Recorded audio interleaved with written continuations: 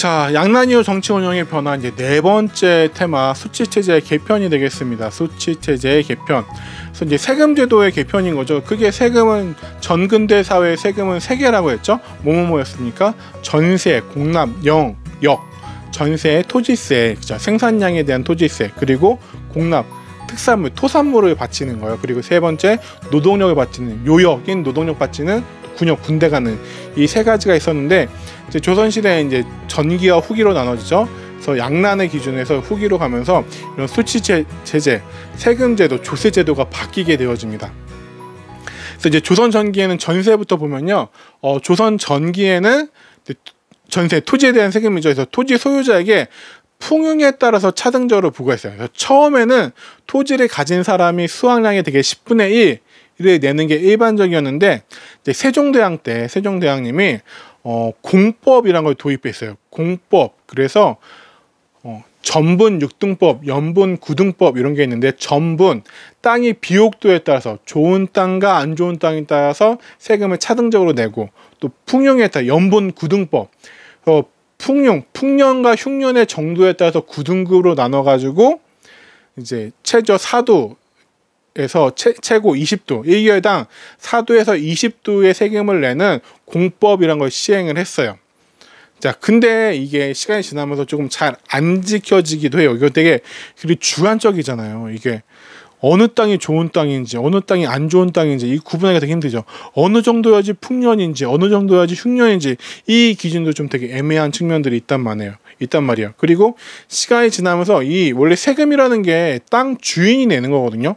땅 주인이 내는데, 이 땅 주인들이 세금을 누구한테? 소작인들한테, 땅을 빌려서 농사 짓는 소작인들한테 전가를 시키는 거예요. 그러다 보니까 백성들이 농민들이 너무 살기 힘들어하니까 조선 후기 때 영정법이라는 걸 실시합니다. 영정법은 이제 풍흉에 관계없이, 풍년이든 흉년이든 이런 거 상관없이 토지 한 개월당 1개월당 4도에서 6도 정도로, 이제 예전에는 4도에서 20도였잖아요. 그래서 그 맨 밑에 하향 평준화를 시켜가지고 1개월당 4도에서 6도를 징수한 것이 바로 거의 4도 정도를 징수한 것이 영정법이다라고 할 수가 있겠습니다. 근데 이거는 이제 누가 내는 세금이에요?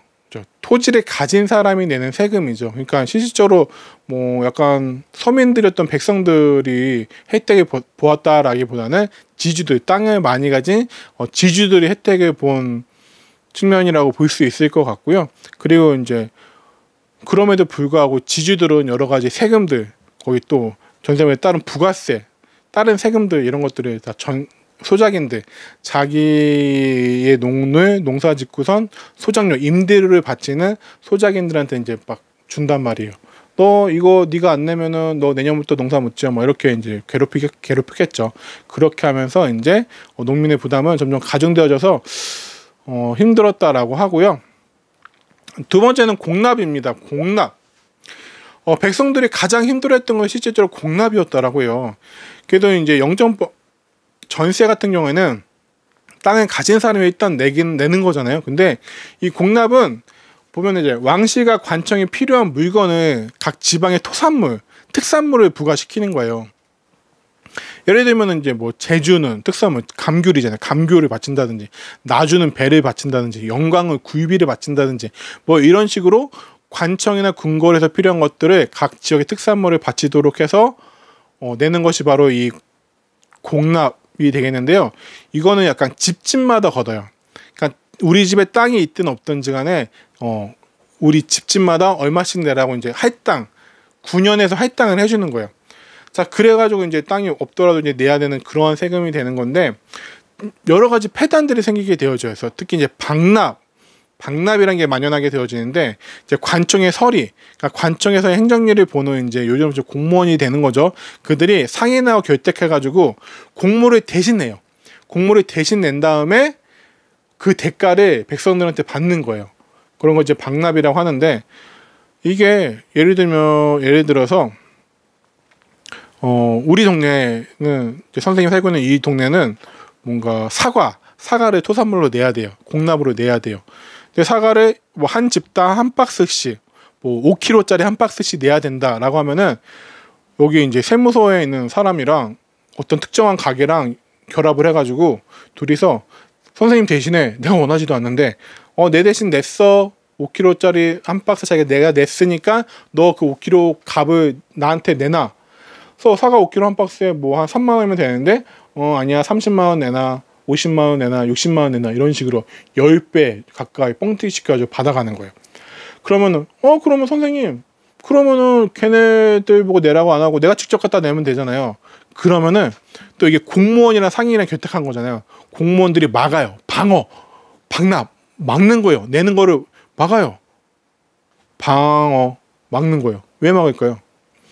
트집을 잡는 거죠. 내가 직접 생산해서 가져가면 내가 되게 최고 좋은 품질의 사과를 가져갔음에도 불구하고 공무원이 받는 공무원 서리들이 이거 품질이 너무 안 좋은데 안다 이건 안 받아 다시 갖고 와. 또 가져가요. 이것도 품질이 너무 안 좋아. 다시 갖고 와. 이렇게 계속 막는 거예요.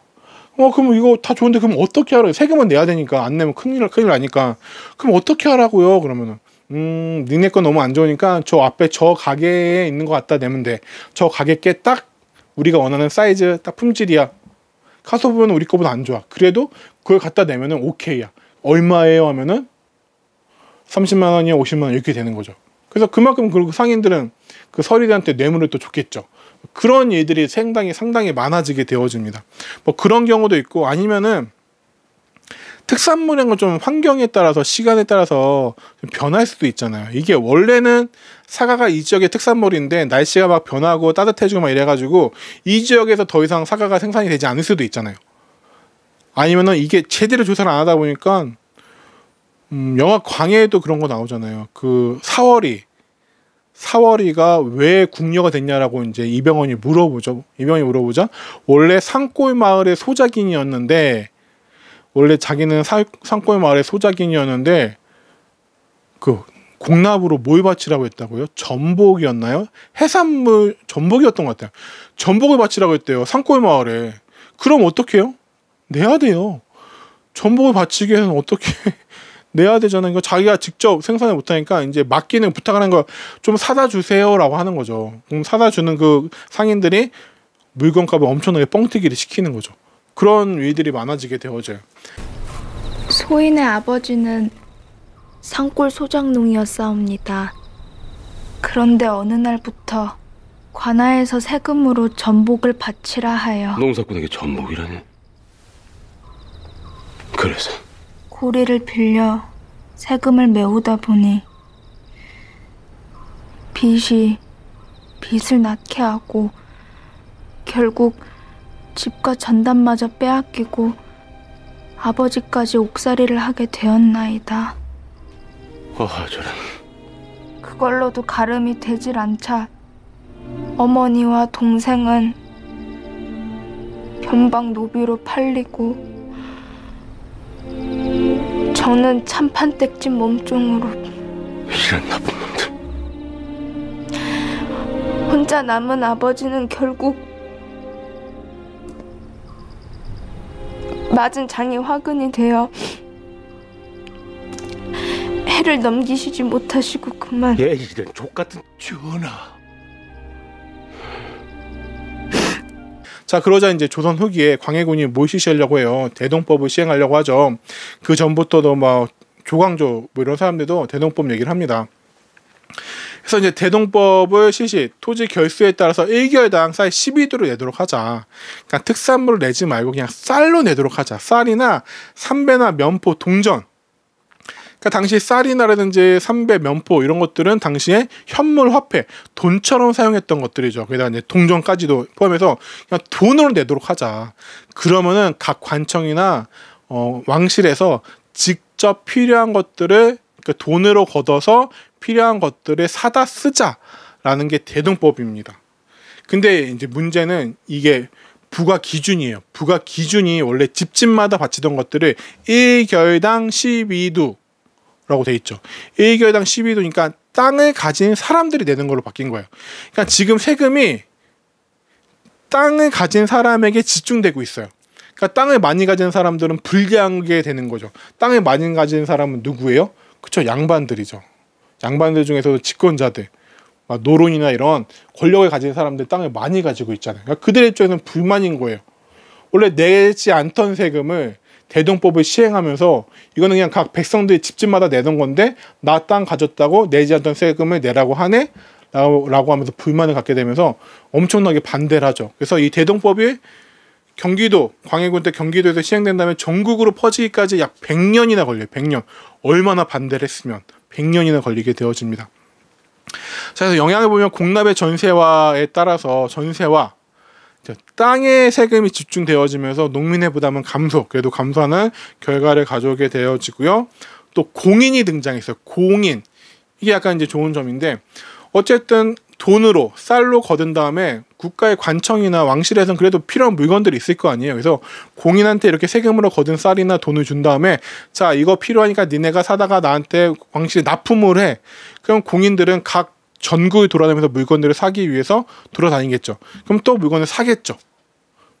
또 세금으로 쌀을 바쳐야 돼. 쌀을 바쳐야 되잖아요. 동전을 바치거나 그러면은 내가 쌀 농사를 안 져요. 그러면 어떻게 될까?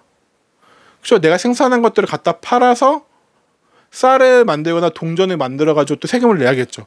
그러다 보니까 뭐가 발달해요? 시장이 발달하게 돼요. 물건 교환과 시장이 발달하게 되는 그러한 좋은 효과를 갖고 오게 되면서 상품화폐 경제가 발달하게 되어지는 효과를 갖고 오게 되어지면서 공인이라고 하는 국가의 물건을 이제 납품하던 그런 상인들도 등장하게 되어집니다.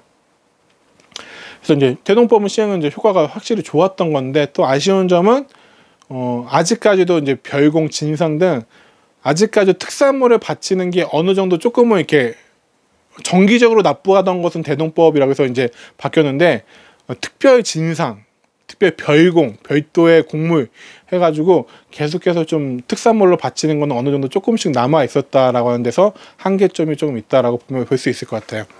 사료를 좀 보도록 할까요? 박납의 폐단. 각 고을에서 곡물을 상납하려 할 때 각 관청의 사주인 박납인이에요. 박납을 하는 그 상인데 사주인들은 자기가 갖고 있는 물품을 관청에 대신 내고 그 고을 농민들에게 자기가 낸 물건값을 턱없이 높게 쳐서 얼마? 그렇죠. 10배. 10배의 이익을 취하니 어떤 데는 막 100배라고 하는 기록들도 있어요. 이는 백성의 피땀을 짜내는 것입니다. 라고 되어 있죠. 그래서 10배 가까이 폭리를 취하고 그 중에 일부는 그렇죠. 또 이제 향리들한테 서리들한테 뇌물로 갔겠죠. 또 그 일부는 또 서리 향리들이 수령한테 또 바치고 뭐 이런 식으로 연결되어졌겠죠. 대동법의 시행. 강원도에는 대동법을 싫어하는 자가 없는데 충청도와 전라도에는 좋아하는 자와 싫어하는 자가 있습니다. 특히 전라도에 싫어하는 자가 많은데 이는 토호가 많은 까닭입니다. 그러니까 부자들, 양반들 이런 지방에서 떵떵거리고 땅 많은 사람들은 싫은 거죠. 강원도는 왜 싫어하는 사람이 없을까요? 강원도는 평화가 산간 지역이잖아요. 그러니까 땅이 많은 가진 사람이 별로 땅을 많이 가진 사람이 없는 거예요. 그러다 보니까 오히려 강원도 사는 사람들은 세금이 줄어드는 효과를 보는데 충청도와 전라도, 특히 전라도는 평야지대가 많잖아요. 평야지대가 많다 보니까 땅이 많은 지주들이 많은 거예요. 그러니까 지주들의 입장에서는 싫은 거죠. 그래서 전라도에 반대하는 사람들이 많은 겁니다. 자, 이렇게 보이제 단지 토호들만 싫어할 뿐 땅을 많이 가진 지방의 유력자들, 지주들만 싫어할 뿐 백성들은 다 좋아한다. 그러니까 대동법 시행이 좋은 거다라고 얘기하고 있죠. 자, 세 번째는 역입니다. 역. 조선전기에는 16세에서 60세 미만의 양인 남성의 노동력을 숙지했죠. 숙지해서 군역이나 요역에 동원했습니다. 군역, 군대 가거나 요역, 이제 노동 일을 하게 되어지는데요. 근데 점점 군대를 가더라도 유역 같은 경우에는 요역은 1년에 유역을 시킬 수 있는 날짜가 정해져 있어요. 1년에 며칠이라고 정해져 있는데 나중 되면은 이게 이제 오랫동안 평화가 지속되고 이래서 그런지 군역이 요역화되어져요. 그러니까 군역을 지러 갔는데 막 일을 시키는 거예요. 그래서 솔직히 일을 시키는 게 훨씬 더 힘들죠. 군사훈련 받는 것보다 막 산에다가 성 쌓고 막 도로 닦고 노가다는 게 훨씬 더 힘들죠. 그러니까 사람들이 잘 안 가려고 해요. 근데 무작정 안 갈 수는 없죠. 그래서 뭐 대립, 반군수포 이런 일들이 벌어집니다. 대립은 내가 군대를 가는 대신에 다른 사람을 사서 군대를 대신 보내는 거야. 내가 내가 이만큼 돈 줄 테니까 너 대신 군대 가라고 하는 거죠. 요즘도 그런 제도 있으면 좋을까요? 그럼 안 되겠죠. 그래서 돈 많은 사람들은 군대 안 가고 돈 없는 사람들만 군대에 또 가겠죠. 한 번 갔다 와서 돈 번다고 또 대립으로 또 한 번 가고 이런 일이 벌어지겠죠. 자, 그리고 반군수포, 포를 받고선 돈을 받고선 옷감을 벗고선 군청 이제 군대에서 군역을 면제해줘요. 뭐 이런 일이 이제 상당히 심각하게 되어지니까 또 군포의 이중징수. 나는 군포 세금을 냈는데 또 내래요. 그래서 막 한 번 걷고 두 번 걷고 이런 일이 벌어져요. 그러니까 예를 들면 이런 거야. 국방부에서 세금을 걷어갔어요. 국방부에서 군포 내라고 해서 군대 가는 대신 세금을 냈는데 이번에 세무서에서 또 왔어요. 세무서에 또 와서 세금 내세요. 저 국방부에 냈는데요. 국방부는 국방부고 우리는 또 우리대로 걷어갈 거예요. 세무서에서 또 걷어가요. 근데 또 우리 부대, 우리 지역에 있는 부대, 예를 들면은 여기 선생님이 사는 지역은 육군 51사단, 51사단이라는 부대가 주둔 관할하는 지역이거든요. 그런데 또 51사단에서 또 와요.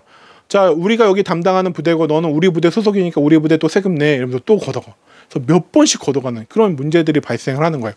자, 그래서 조선 후기에 이제 영조 때, 앞에서 배웠죠. 영조 때 균역법을 실시합니다. 균역법. 그래서 군포를 원래 그 전에 두 필씩 냈거든요. 이게 너무 부담이다 해가지고 군포를 한 필로 경감을 시켜줍니다. 1년에서 군대 가는 대신에 두 필씩 내던 것을 한 필로 경감을 시켜주는 것이 바로 균역법이 되겠고요. 그러면은 원래 두 필씩 내던 것들을 한 필로 줄이면은 국방 예산이 2분의 1로 주는 거잖아요. 2분의 1로. 그러니까 이 줄어난 것들을 보충하기 위해서 결작이라는 걸 걷었어요. 그래서 토지 1겨에당 2두씩 결작이라는 이름으로 세금을 더 걷었어요. 그러니까 또 세금이 또 어디에 집중된 거예요? 그렇죠. 땅에 집중된 거죠. 그러니까 땅을 가진 사람들은 예전에 내지 하던 세금을 대동법으로 해서 1교당 12도 내고 결작이라는 이름으로 또 2도 내고 그 원래 내던 영정법으로 4에서 6도 내고 그러니까 이제 땅을 많이 가진 사람들은 세금을 많이 내는 구조로 가는 거죠. 좀 합리적인 거라고 볼 수 있겠죠. 많이 가진 사람은 많이 내고 적게 가진 사람은 적게 내고 뭐 좋은 거겠죠. 자, 그리고 선무군관포라고 해서 선무군관포에서 이제 부유층, 특히 이제 이때가 되면 분홍층들, 돈 많은 분홍층들이 생기잖아요. 이들한테 선무군관이라는 약간 명예직 같은 칭호를 줘요. 너 선무군관 이렇게 우대해 주는 거죠. 부르기 좋게, 기분 좋게. 그런 다음에 세금을 선무군관포다라고 해가지고 매년 군포 한 표를 걷어갔어요. 좋은 건지 나쁜 건지 모르겠는데 어쨌든 당시에 선무군관 거의 이제 명예직 벼슬 아치 같은 그런 직함을 주고선 명예직을 주고선 대신 한 필씩 내라고 한 거라고 볼 수 있겠고요. 또 어장세, 선박세, 어장 그렇죠. 물고기 잡고 하는 거, 선박세, 배에다 매기는 세금 이런 것들은 원래 왕실의 경비였거든요. 왕실의 운영비로 쓰던 것들 이제 왕실도 약간 소유성 수범하는 차원에서 이 세금들을 내가 군역으로 여기에 대한 이제 세금을 균역법 실시하는데 실시로 인해서 부족해진 세금 매운데 왕실도 낼게라고 이제 하면서 어장세와 선박세 등을 이제 이렇게 돌리게 되어져요. 자, 이러면서 이제 일시적으로 농민들의 부담이 좀 감소하는 효과를 보게 되는데 나중에 이제 또 세도 정치 이렇게 가면서 또 더 심각하게 바뀌게 문란하게 되어집니다. 그래서 일단은 이제 조선 후기로 가면서 이제 전세는 영정법으로 그리고 공납은 대동법으로 그리고 역은 균역법으로 해서 농민들의 어쨌든 평민들의 부담을 줄여주려는 그런 노력들을 하는 모습을 볼 수가 있습니다. 자, 하지만 이게 오래 가지는 못하죠. 세도 정치 이렇게 이어지면서 결국에는 또 세금 제도가 더 심각해집니다. 그래서 삼정의 문란을 좀 보게 되면요. 자, 세도 정치의 수령과 향리들의 수탈로 수치체제의 문란이 심화되어집니다. 그럴 수밖에 없겠죠. 매간매직해서 내가 이 관리 자리에 돈 주고 샀는데 본전 뽑아야겠죠. 그러기 위해서는 누구를 수탈할 수밖에 없어요. 백성들을 수탈할 수밖에 없어요. 그래서 이제 삼정의 문란, 전정, 군정, 환정. 그래서 전정은 전세에 대한 문란, 군정, 군역에 대한 문란, 환정은 환곡. 이 환곡의 폐단이 그렇게 심했더라고요. 그래서 전정 같은 경우는 전정에서 이제 토지에 막 세금을 매기는 거예요. 그래서 막 한 번 걷어 두 번, 막 세 번씩 걷어가고 막 이런 일이 막 많아지고 특히 군정 같은 경우도 심각했죠. 그래서 뒤에도 이제 사료를 볼 거긴 한데 원래 군정은 군역에 대한 세금이니까 누구한테 걷어가야 돼요? 16세에서 60세 미만, 16세에서 60세 양인 남자들한테 걷어가야 되잖아요. 근데 애기한테도 황구첨정이라고 해서 막 갓 태어난 애기가 어떻게 군대를 가요? 근데 이 애기한테도 세금 걷어가고 백골 증포라고 해서 죽은 사람, 백골, 해골이잖아. 죽은 사람이 어떻게 군대를 가요? 근데 이 백골 증포라고 해가지고 죽은 사람 때도 죽었는데요? 아니야, 세금 내. 우리 서류상에는 살아있어. 이랬을까요? 그럼 세금 걷어가는 그런 일들이 상당히 벌어지게 되어집니다. 그리고 가장 힘든 건 환곡이라고 하는데요. 환곡은 원래는 좋은 제도로 시행을 했어요. 우리가 보면은 이제 고구려 때 진대법이라든지 아니면 고려 시대 흑창, 의창이라든지 이렇게 해가지고 이제 가을에 수출을 한 다음에 봄이 되면 이제 먹을 게 다 떨어지면은 봄에 곡식을 꿔주고 또 가을에 추수하면은 싼 이자를 더해가지고 갚도록 하는 그런 구유제도, 사회복지 정책이었잖아요. 근데 이때가 되면은 이 삼종의 문란 유치가 되면 환곡이 오히려 세금처럼 되어버려요. 그래가지고 이거를 이용해서 이 수령과 향리들이 엄청나게 풀리는 거예요. 예를 들면 어떤 문제들이 생겼을까요? 우리 집은 먹고 살만해. 그래야지 환곡이 필요 없어. 근데도 억지로 빌려가. 너 무조건 빌려가야 돼. 그래서 어거지로 없이 빌려와요. 쌀 한 가마를 그래도 가져왔어요. 쌀 한 가마 열어보면 어때요? 쌀 한 가마를 열어봤더니 그 안에는 썩은 쌀 반, 모래 반, 겨 반 이런 식이에요. 그래서 실제로 먹을 수 있는 건 3분의 1도 안 돼요. 근데 갚을 때는 그렇죠. 갚을 때는 온전한 쌀 한 가마를 바쳐야 되는 거예요. 그 차액만큼은 이제 챙겨 먹는 거죠. 향리들이, 수령들이 챙겨 먹는 거죠. 이런 일이 엄청나게 벌어지게 되어져요. 그래서 환곡이라는 것 자체가 백성들이 너무 힘들어하게 되는, 나는 요즘 말로 치면 나 필요 없는데 갑자기 막 그 사채하는 조직폭력배들이 와가지고 야 사채 써. 저 돈 많은데요. 무조건 써. 1,000만 원 빌려줄게. 근데 일단은 너 1년은 무조건 써야 되는데 2년 동안 이자가 1억이야.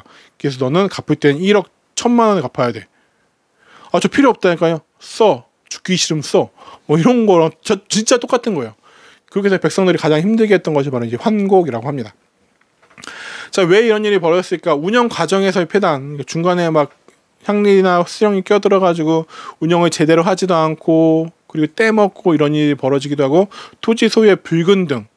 그렇죠. 토지 소유도 원래 농사를 짓는 사람이 토지를 소유해야 되는데 그런 것도 아니고 일부 세도 가문 그리고 지배층 이런 애들이 양반 중에서도 일부 정말 권력층과 가까운 그런 사람들이 땅을 다 차지하고 있는 것도 문제였겠죠. 그리고 지주와 소작인의 관계. 땅을 빌리면서 농사를 짓는 사람들 입장에서는 지주의 말을 안 듣기가 어렵겠죠.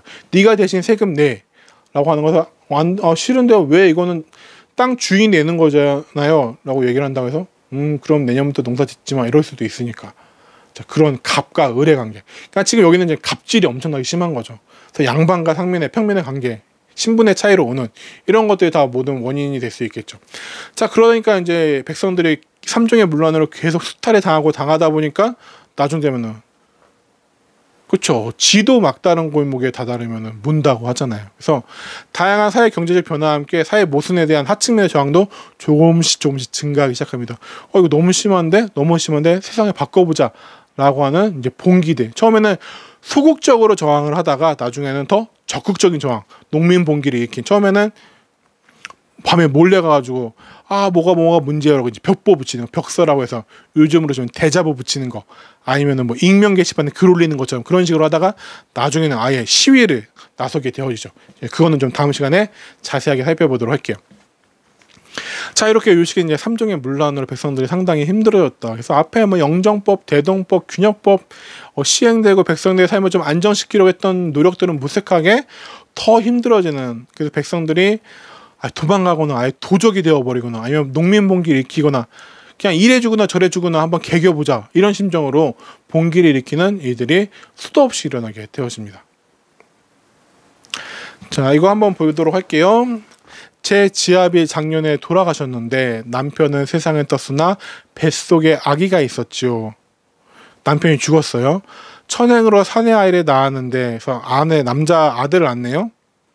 이 당시는 어쨌든 그래도 대를 이어야 된다는 생각이 있으니까 사내 아이를 낳은 게 아빠는 죽었지만 그나마 다행이라고 생각했던 것 같아요.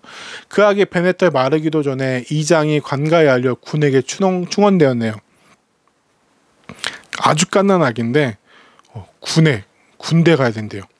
포대기에 쌓은 갓난아기 장정으로 군적으로 올려서 문이 닳도록 찾아 군포를 바치라고 독촉하고, 이제 애기인데 16살 안 됐잖아요. 근데 군대 가기 싫으면 군대 가는 대신에 세금 내라, 군포 내라 라고 독촉하고 있어요.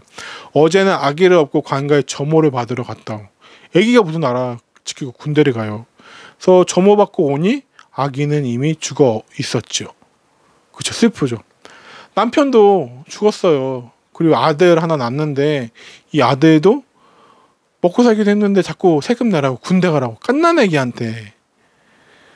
그래서 어떻게 하고 점호 검사 받으러 갔다 왔는데 아기는 죽어버렸어요. 이런 일이 비일비재하게 일어났죠.